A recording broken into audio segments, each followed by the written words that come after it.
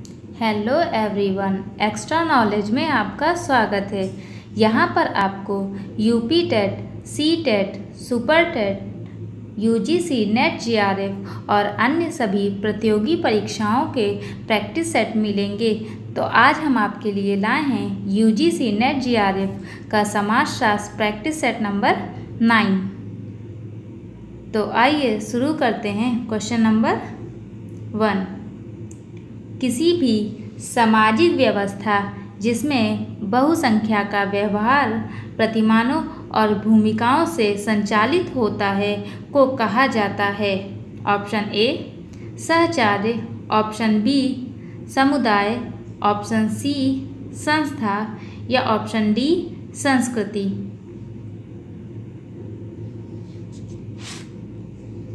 तो यहाँ पे आपका आंसर होगा ऑप्शन सी संस्था।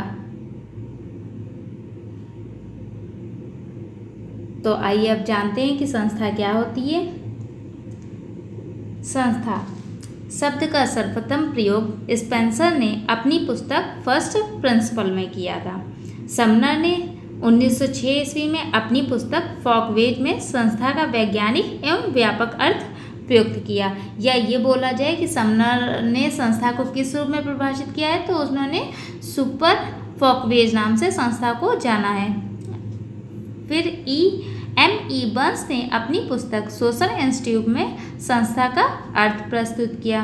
अब जानते हैं संस्था होता क्या है। तो संस्था जो होती है वो संगठन कुछ मान्यता प्राप्त नियमों, प्रथाओं एवं रीतियों पर आधारित होता है। इन प्रथाओं एवं नियमों को ही संस्था कहा जाता है। जो कि संस्था वो अमूर्त होती है, अतः कह सकते हैं कि संस्था किसी भी समाज के सभी संरचनात्मक तथ्यों का योग है। या फिर बहुत ही इजी शब्दों में जाने तो जो संस्था होती है वो व्यक्ति एवं समूहों के बीच संबंधों को नियंत्रित करने वाले जो स्वीकृत प्रतिमान होते हैं या नियमाचार होते हैं, उन्हें ही हम संस्था कहते हैं। आइए बढ़ते हैं अपने क्वेश्चन नंबर 2 की तरफ। भाषा और ज्ञान जैसे उपयुक्त सांस्कृतिक संसाधनों की कमी को कहा जाता है। ऑप्शन ए सांस्कृतिक भौतिकवाद, ऑप्शन बी सांस्कृतिक वंचन, ऑप्शन सी सांस्कृतिक लक्षण या ऑप्शन डी सांस्कृतिक बहुलवाद।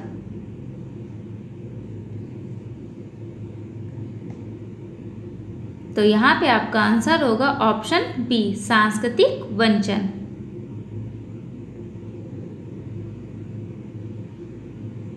आइए अब देखते हैं कि सांस्कृतिक वंचन क्या होता है। सांस्कृतिक वंचन का मतलब होता है कि निम्न स्तरीय जीवन यापन की परिस्थितियां और विभेदीकरण जिनके कारण कुछ व्यक्ति समाज की सांस्कृतिक उपलब्धियों की सहभागिता से बाधित होते हैं। मतलब सांस्कृतिक वंचन मतलब जो कि निम्न जीवन यापन कर रहे हैं, उन्हें समाज में कुछ ऐसी उपलब्धियां होती हैं जो उनके निम्न जीवन यापन के कारण उन्हें नहीं मिल पाती हैं। जैसे भाषा या ज्ञान की ही बात ले लें तो उच्च स्तर की तुलना में निम्न स्तर की कम होता है, तो इसे ही हम सांस्कृतिक वंचन बोलेंगे। वहीं पे बात की गई है ऑप्शन में सांस्कृतिक बहुलवाद की। तो सांस्कृतिक बहुलवाद जो होता है, इसमें एक संस्कृति दूसरी संस्कृति में मिल जाने के बावजूद भी अपनी अलग पहचान बना के रखती है, उसे हम सांस्कृतिक बहुलवाद कहेंगे। अगर बात की जाए सांस्कृतिक भौतिकवादी की, तो इसका मतलब होगा कि जैसे कि हमारे जो शेक्सपियर, ऑस्टेन या ऐतिहासिक महत्वपूर्ण ग्रंथ हैं, उनसे कुछ तत्वों को, मूल्यों को लेकर या काल्पनिकता के आधार पर किसी नए मूल्यों को अंकित करना ही सांस्कृतिक भौतिकवादी कहलाता है। जैसे कि इसमें लिखा भी हुआ है कि उन प्रक्रियाओं का विश्लेषण करते हैं जिनके द्वारा समाज की विषम ताकतों को, जैसे शेक्सपियर और ऑस्टेन जैसे उचित विहित और ऐतिहासिक रूप से महत्वपूर्ण ग्रंथों का उपयोग किया जाता है और सांस्कृतिक काल्पनिकता पर कुछ मूल्यों को मान्य या अंकित करने में प्रयास में उनका उपयोग किया जाता है, वही सांस्कृतिक भौतिकवादी होता है। आइए अब बढ़ते हैं अपने क्वेश्चन नंबर 3 की तरफ। निम्नलिखित में से कौन सी प्रदत्त परिस्थिति नहीं है? ऑप्शन ए लिंग, ऑप्शन बी आयु, ऑप्शन सी व्यवसाय या ऑप्शन डी नातेदारी।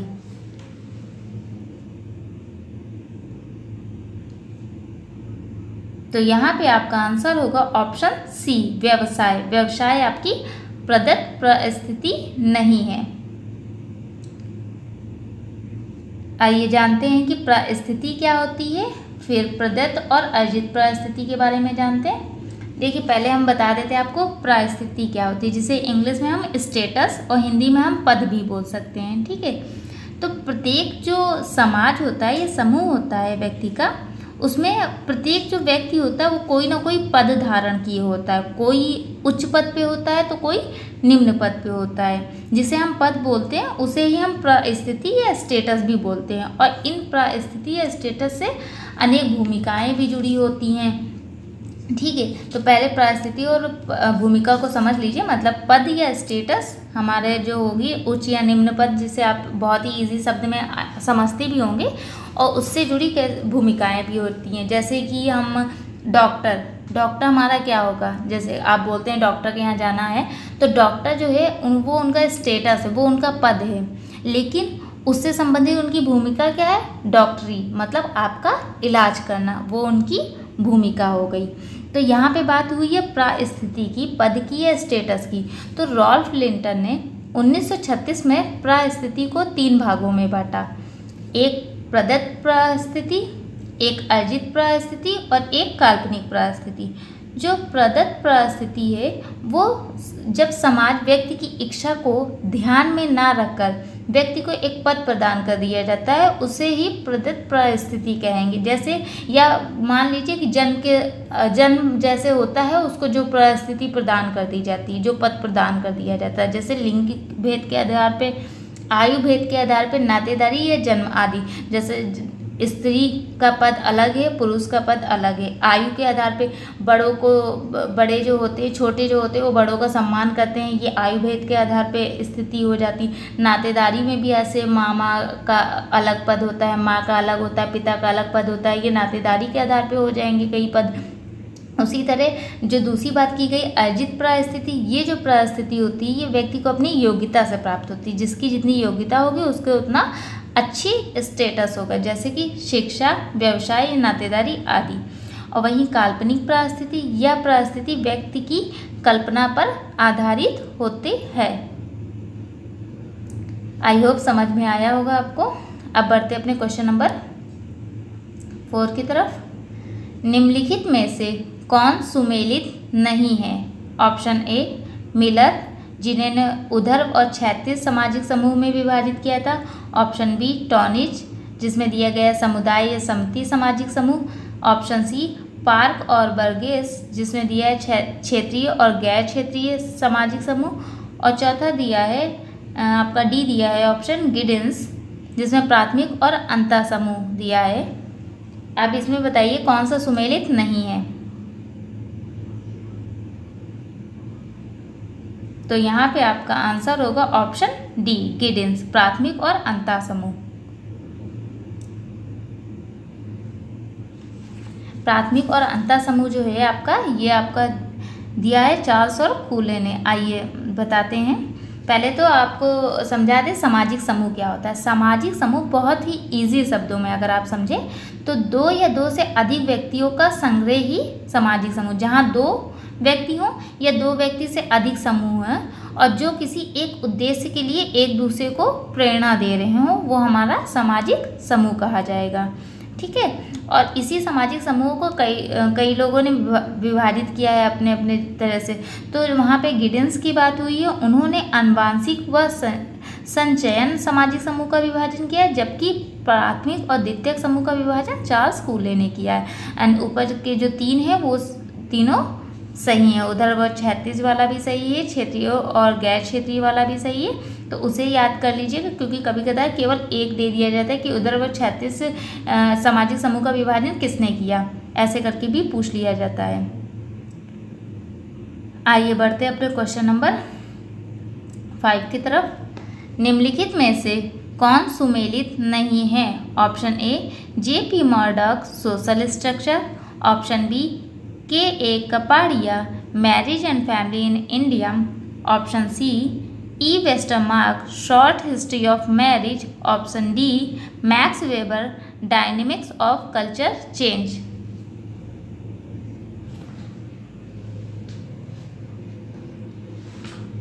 तो यहाँ पे आपका आंसर होगा option D, Max Weber, dynamics of culture change. ये सुमेलित नहीं है।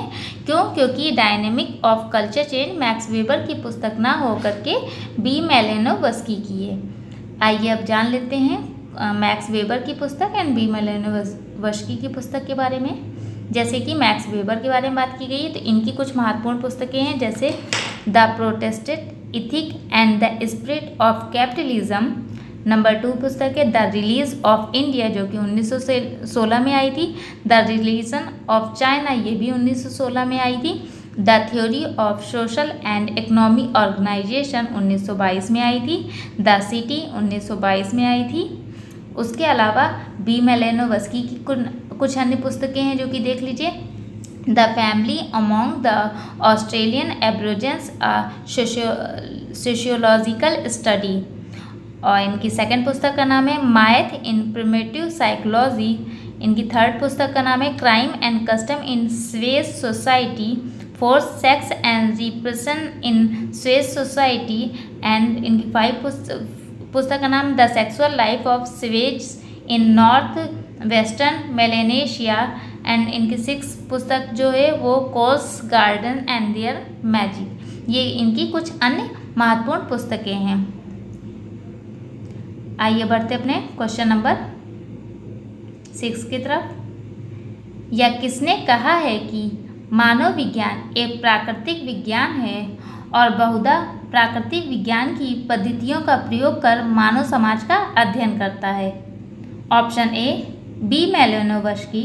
Option B A R Radcliffe Brown. Option C Levi Strauss या option D John Davy.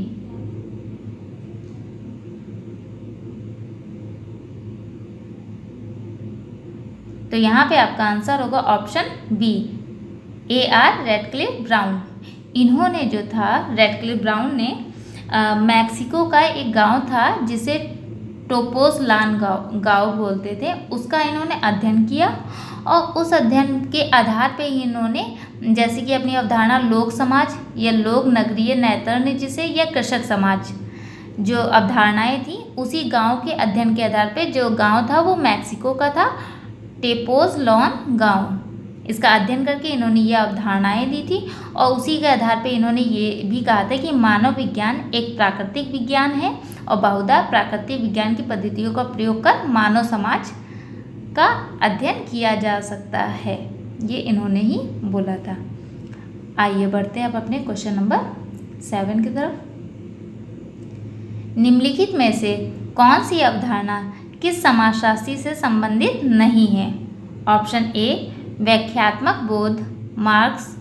Option B प्रत्यक्षवाद, अगस्त काम्टे। ऑप्शन सी अप्रत्यक्ष प्रयोग, एमाइल दुर्खिम। या ऑप्शन डी ऐतिहासिक भौतिकवाद, कार्ल मार्कस। तो यहाँ पे आपका सही आंसर होगा ऑप्शन ए, जो कि व्याख्यात्मक बोध मार्क्स ने ना दे करके मैक्स वेबर ने दिया है। आइए अब जानते हैं कि व्याख्यात्मक बोध क्या होता है। व्याख्यात्मक बोध जिसे हम निर्वचनात्मक बोध या अर्थ निरूपण की विधि या वर्स्टहैटन भी कहेंगे। वेरेस्टेन शब्द जो है वो जर्मनी भाषा के लिया गया है, जिसका अर्थ ही होता है जिसका अर्थ निर्वचनात्मक बोध या अर्थ निरूपण विधि होता है। मतलब वेरेस्टेन का ही ये अर्थ होता है, व्याख्यात्मक बोध, निर्वचनात्मक बोध या अर्थ निरूपण, ये इसका अर्थ होता है। ये कहाँ से लिया गया है? जर्मनी भाषा से लिया गया है। इसमें वेबर का मत था कि मनुष्य का जो आचरण है वो 2 प्रकार से होता है। प्रथम प्रकार के आचरण का उद्देश्य बहुत अधिक स्पष्ट होता है, जिसे उसे समझने में कोई भी परेशानी नहीं होती है, और जो दूसरे प्रकार का आचरण होता है मतलब जो ये जो प्रथम प्रकार का आचरण था, इसे इन्होंने बोला था जिसे समझने में कोई भी परेशानी नहीं होगी। दूसरा जो आचरण था वो अत्यंत गहन और सूक्ष्म होता है। इस प्रकार के आचरण को रिफ्लेक्शन इन्होंने कहा था। तो अगर बात की जाए बहुत ही सरल शब्दों में, तो इनका जो ये व्याख्यात्मक बोध या निर्वाचनात्मक बोध है, ये इन्होंने दो भेद बतलाए हैं। एक वास्तविक बोधगम्यता के आधार पर, जिसे एक्चुअल अंडरस्टैंडिंग भी बोल सकते हैं, ठीक है। और दूसरा बताएंगे व्याख्यात्मक बोधगम्यता, जिसे एक्सप्लेनेटरी या अंडरस्टैंडिंग बोल सकते हैं, दोनों चीज़ बोल सकते हैं। तो जो ये वास्तविक बोधगम्यता थी, इसका मतलब था कि जो हम डेली यूज़ में अनुभव के आधार पर तथ्यों को देखते हैं, समझ लेते हैं, वो हमारा वास्तविक बोधगम्यता होगी। और जो इन्होंने दूसरी बताई अंडरस्टैंडिंग मतलब व्याख्यात्मक बोधगम्यता, इसमें उन्होंने बताया कि उन तत्वों को समझाया जो कि विशेष प्रत्यक्ष पर्यवेक्षण में स्पष्ट नहीं होते, अपितु समस्या बने रहते हैं। जैसे कि इन्होंने बताया कि जो समाज में मूल्य और परंपरा है, उनके जो आचरण की व्याख्या का अगर हम करेंगे तो उन व्यक्तियों को आचरण को हम सही रूप से नहीं समझ पाएंगे। क्यों? क्योंकि इन्होंने बताया जैसे कि देखा जाए यूरोपीय समाज में, अगर उदाहरण से हम देख लें तो जब पति के मरने के बाद जो स्त्री होती हैं वो दुखी होती हैं लेकिन रोती नहीं हैं और काला लिबास धारण करके दूसरों के सम्मुख जाती हैं। ये यूरोपीय समाज में होता है, ठीक है। लेकिन जब हम भारत की इसी जगह पे बात करेंगे तो भारत में जब स्त्रियों के पति के मरने पर वो रोती हैं, यदि वह रोती नहीं है तो समाज उनकी निंदा करते हैं। तो यहीं पर देखिए कि यूरोपीय समाज में वो रोती नहीं है, केवल वो मतलब दुखी होती हैं। और जब यहाँ पे अगर स्त्री ऐसा करती है कि रोती नहीं है तो उसकी निंदा होती है। तो इन्होंने यही बताया कि ये जो दूसरे प्रकार का आचरण है इन्होंने बताया, तो इसको समझना बहुत ही एक तरह से अत्यंत सूक्ष्म और गहन आचरण होता है। और इसी तरह देख लिया जाए कि भारत में स्त्रियों में भी दो तरह की स्त्रियाँ, जैसे शहर में स्त्रियों में ऐसे होता है कि वो रोती हैं और ग्रामीण की स्त्रियाँ रोने के साथ साथ गा गा के अपने पति की से जुड़ी कहानियाँ बता के अपना दुख प्रकट करती हैं। तो ये जो समाज में मूल्य हैं इन्हें समझना बहुत ही कठिन है। और इसे ही इन्होंने बताया कि एक वास्तविक जो कि हम डेली यूज़ में देखते हैं, अनुभव करते हैं, वो तो बहुत ईजी है अंडरस्टैंडिंग, लेकिन जो व्याख्यात्मक है वो हमने ये आपको उदाहरण से बताया कि इसको समझना थोड़ा कहीं ना कहीं कठिन है आपका वास्तविक बोधगम्यता के आधार पे। आई होप समझ में आया होगा। अब बढ़ते अपने क्वेश्चन नंबर 8 की तरफ। वर्ष सन 2011 की जनगणना के अनुसार भारत में कितने कस्बे हैं? Option A 7,935, option B 8,112, option C 5,161 या ऑप्शन डी 7,703। तो यहाँ पे आपका आंसर होगा ऑप्शन ए 7,935। ये सन 2011 की जनगणना के अनुसार भारत के कस्बे हैं। आप जानते हैं कि सन 2011 की जनगणना जो कि आपकी 15वीं राष्ट्रीय जनगणना थी और इस जनगणना के जो आयुक्त थे वो सी चंद्रमौली थे, ठीक है। इसमें अगर गाँवों की जनसंख्या पूछा जाएगा तो 6,40,932 गाँव सन 2011 की जनगणना के अनुसार, और शहरों की संख्या अगर बात की जाए तो 7,933 है। आइए बढ़ते अपने क्वेश्चन नंबर 9 के तरफ। अकिंचन का अर्थ है 1. लोगों को अकिंचन या गरीब बनाने की प्रक्रिया, 2. अत्यधिक गरीब या निआश्रित की स्थिति, 3. न्यूनतम आवश्यकताओं की स्थिति या 4. दरिद्रता की स्थिति। तो ऑप्शन ए है 1, 2 और 3, ऑप्शन बी 2, 3 और 4, ऑप्शन सी 1, 3 और 4 या ऑप्शन डी 2, 4 और 1।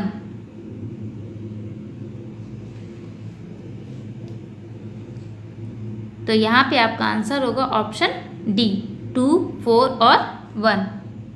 मतलब अकिंचन का मतलब लोगों को गरीब बनाना, मतलब लोग जो हैं उनको गरीब बनाने का। अत्यधिक गरीबी को अकिंचनकरण कहेंगे, या दरिद्रता की स्थिति को अकिंचनकरण कहेंगे। आइए अब बढ़ते अपने सबसे लास्ट क्वेश्चन की तरफ। क्वेश्चन नंबर 10, 11वीं पंचवर्षीय योजना के दौरान किस राज्य में सकल घरेलू उत्पाद या जीडीपी की दर अधिकतम वृद्धि रही? Option A Gujarat, option B Bihar, option C Punjab या ऑप्शन डी महाराष्ट्र। तो ये आपकी 11वीं पंचवर्षीय योजना के बारे में पूछा जा रहा है, जीडीपी। तो यहाँ पे आपका आंसर होगा ऑप्शन बी बिहार। आइए अब जानते हैं कि पंचवर्षीय योजनाएं क्या होती हैं, अब तक की कितनी पंचवर्षीय योजनाएं आ चुकी हैं। भारत में प्रथम प्रधानमंत्री जवाहरलाल नेहरू के समाजवादी प्रभाव के तहत स्वतंत्रता के तुरंत बाद 1951 में अपना पहला पंचवर्षीय योजना शुरू की गई थी। जो आपकी पहली पंचवर्षीय योजना थी वो 1951 से 56 तक के चली थी। ये संसद की पहली जो कि पंचवर्षीय योजना थी। अगर इस पे मॉडल पूछा जाए, किस मॉडल पर आधारित थी ये पंचवर्षीय योजना, तो ये थी आपकी हेरोल्ड-डोमार मॉडल पे आधारित थी। इस योजना का जो उद्देश्य अगर पूछा जाए तो अर्थव्यवस्था के संतुलित विकास की प्रक्रिया, मतलब अर्थव्यवस्था को संतुलित करना इस योजना का उद्देश्य था। और इसमें कृषि को उच्च प्राथमिकता दी गई प्रथम पंचवर्षीय योजना में। वहीं अगर बात की जाए द्वितीय पंचवर्षीय योजना की, तो वो 1956 से 61 तक चली।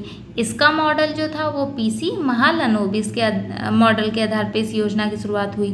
और इसमें जो कि ऊपर योजना आपकी स्टार्ट की गई थी अर्थव्यवस्था को संतुलित करना, तो इसमें समाजवादी समाज की स्थापना करना, इसमें खादी व ग्रामीण उद्योग आयोग की भी स्थापना की गई। तो द्वितीय पंचवर्षीय योजना में, ठीक है। अब तीसरी पंचवर्षीय योजना जो कि आपकी 1961 से 66 के बीच चली। इस योजना का जो उद्देश्य था आत्मनिर्भर बनाना, जो कि इस समय भी बहुत चल रहा है कि आत्मनिर्भर देश, आत्मनिर्भर भारत। तो ये आपकी तीसरी पंचवर्षीय योजना में भी यही उद्देश्य था, अर्थव्यवस्था को आत्मनिर्भर बनाना, ठीक है। इस योजना में कृषि व उद्योग दोनों को प्राथमिकता दी गई। आपकी जो प्रथम पंचवर्षीय योजना थी उसमें कृषि को प्राथमिकता दी गई थी, वहीं तीसरी पंचवर्षीय योजना में कृषि और उद्योग दोनों को प्राथमिकता दी जाने लगी। आइए बढ़ते अपनी चौथी पंचवर्षीय योजना। उससे पहले योजना अवकाश काल आया 1966 से 69। ये क्यों आया था? क्योंकि भारत पाक युद्ध व संघर्ष व सूखे के कारण उत्पन्न महंगाई आई थी, इसलिए ये योजना अवकाश काल आया था। फिर चौथी पंचवर्षीय योजना आपकी 1969 से 74 में आई। इसमें जो था वो क्षेत्रीय विषमता को दूर करने हेतु विकास केंद्र उपागम की शुरुआत की गई। तो चौथी पंचवर्षीय योजना को ना भी याद रखे तो ठीक है, बट फिर भी एक चीज़ इम्पॉर्टेंट लग रही थी, क्षेत्रीय विषमता, जो कि समाजशास्त्र में आपका एक टॉपिक भी है विषमता, तो उसके इम्पोर्टेंस से ये थोड़ा महत्वपूर्ण हो जाती है चौथी पंचवर्षीय योजना। तो ये क्षेत्रीय विषमता को दूर करने हेतु चौथी पंचवर्षीय योजना में केंद्रीय उपागम की शुरुआत की गई थी। वहीं पांचवी पंचवर्षीय योजना जो थी आपकी 1974 से 78 तक आई। इस योजना का जो शुरुआत है 1 अप्रैल 1974 को हुई, परंतु अपने कार्यकाल से पूर्व 1978 में ही जनता पार्टी की सरकार ने इसे समाप्त कर दिया पांचवी पंचवर्षीय योजना को, ठीक है। इसमें गरीबी उन्मूलन और आत्मनिर्भरता की प्राप्ति इसका उद्देश्य था। इस योजना में पहली बार गरीबी और बेरोजगारी पर ध्यान दिया गया और 20 सूत्री जो कार्यक्रम था वो 1975 में इसी पंचवर्षीय योजना में शुरुआत की गई थी। छठी पंचवर्षीय योजना जो कि 1980 से 85 के बीच में हुई थी, ये जनता पार्टी की सरकार द्वारा शुरू किए गए रोलिंग प्लान को समाप्त कर दिया गया। पहली बार गरीबी उन्मूलन, देखो गरीबी के और बेरोजगारी पे ध्यान किया गया पांचवी पंचवर्षीय योजना में, लेकिन गरीबी उन्मूलन की अगर यहाँ पे बात की जाएगी तो वो आपका छठी पंचवर्षीय योजना आ जाएगा। और इसी दौरान समन्वित ग्रामीण विकास कार्यक्रम शुरू किया गया था जो कि 1985 में शुरू किया गया था, ठीक है। सातवीं पंचवर्षीय योजना जो कि 1985 से 90 के बीच में थी, इसमें भोजन काम उत्पादन का नारा दिया गया। जवाहर रोजगार योजना की शुरुआत भी सातवीं पंचवर्षीय योजना में हुई। अब बात करते हैं 8वीं पंचवर्षीय योजना, जो 1992 से 97 के बीच में आई थी। इसमें मानव संसाधन विकास को प्राथमिकता दी गई। 1993 में प्रधानमंत्री रोजगार योजना की शुरुआत की गई तथा राष्ट्रीय महिला कोष की स्थापना भी 8वीं पंचवर्षीय योजना में की गई। 9वीं पंचवर्षीय योजना 1997 से 2002 में आई। इसमें कुछ ऐसा इंपॉर्टेंट नहीं था जो आपको बताने लायक हो। वहीं 10वीं पंचवर्षीय योजना जो सन 2002 से 7 के बीच में आई, इसमें देश में गरीबी और बेरोजगारी समाप्त करना, उन्मूलन की बात भी 6ठी पंचवर्षीय योजना में की गई। ठीक है, इसमें क्या किया गया था, देश में गरीबी और बेरोजगारी समाप्त करना, उसमें उन्मूलन, इसमें समाप्त करना तथा अगले 10 वर्षों में प्रति व्यक्ति आय को दुगनी करना। जो व्यक्ति की प्रति व्यक्ति आय थी वो अब दुगनी करने की 10वीं पंचवर्षीय योजना में उद्देश्य रखा गया। जो 11वीं पंचवर्षीय योजना, ये आपके क्वेश्चन में पूछा गया है, तो ये सन 2007 से 12 के बीच में थी। इसका जो लक्ष्य था वो तीव्रतम और समावेशी विकास करना था और शिक्षा की एक थीम थी अनिवार्य प्रारंभिक शिक्षा। ये 11वीं पंचवर्षीय योजना से संबंधित था। 12वीं पंचवर्षीय योजना, और कह सकते हैं कि लास्ट पंचवर्षीय योजना, जो सन 2012 से 17 तक चली। इसका उद्देश्य तीव्र और अधिक समावेशी व धारणीय विकास, मतलब समावेशी व धारणीय विकास का मतलब होता है वो विकास करना जो अपने साथ साथ अपने आने वाली भावी पीढ़ियों के लिए भी सुरक्षित रखा जा सके, तो वो वैसा विकास करना। ठीक है, तो इसमें विशेष ये है कि सन 2012 में शुरू हुई 12वीं पंचवर्षीय योजना जो सन 2014 में आई, मोदी सरकार या बीजेपी सरकार पंचवर्षीय योजनाओं को बंद कर दिया गया। अतः 12वीं पंचवर्षीय योजना भारत की अंतिम पंचवर्षीय योजना थी। यहाँ पे हम आपको जो पूरी पंचवर्षीय योजना है इसलिए बताया है क्योंकि पंचवर्षीय योजना से रिलेटेड क्वेश्चंस आता रहा है। तो अगर इसमें जो इम्पोर्टेंस मैंने डाले हैं, अगर इतना ही ध्यान दे लेंगे तो आप पंचवर्षीय योजना से संबंधित अगर कोई क्वेश्चन आता है तो जहाँ तक आपका वो सही होगा। आई होप हमारे लाए हुए क्वेश्चंस आपको समझ में आ रहे होंगे, और अगर आपको कुछ भी सुझाव देना है तो कमेंट बॉक्स में दे सकते हैं। प्लीज़ हमारे चैनल अगर पसंद आ रहा है तो please like, subscribe and share my channel. Thank you.